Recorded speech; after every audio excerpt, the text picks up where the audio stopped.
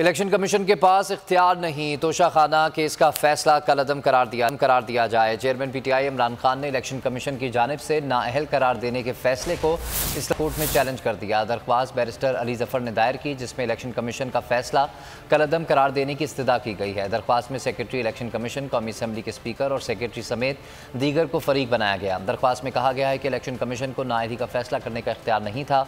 दरख्वास्त election commission के फैसले की कॉपी के बगैर ही दायर की गई है, जिस पर रजिस्ट्रार ऑफिस ने एतराज़ आयद कर दिया। बैरिस्टर अली जफर ने बताया कि हमें एक ऑर्डर मिला है, लेकिन इस पर दस्तखत नहीं। एक मेंबर का फैसले पर दस्तखत ना करना अजीब बात है। अदालत ने एतराज़ के साथ ही दरख्वास्त समाअत के लिए मुकर्रर कर दी, जिसकी समाअत पीर से होगी।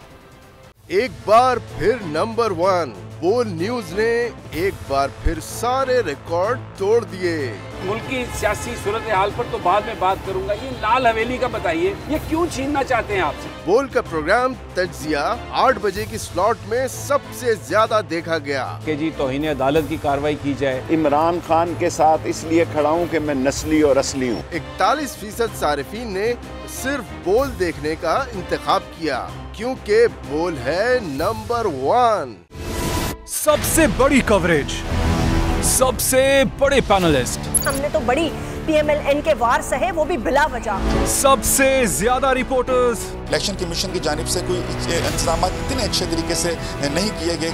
बोल की रिवायत, सबसे पहला नतीजा। अहम खबर है बहावल नगर भी कप्तान का, PTI कामयाब, मुकम्मल गैर हतमी गैर सरकारी नतीजा सिर्फ बोल न्यूज पर।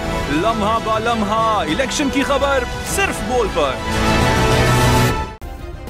सब्सक्राइब करें और बेल दबाएं ताकि कोई खबर रह न जाए।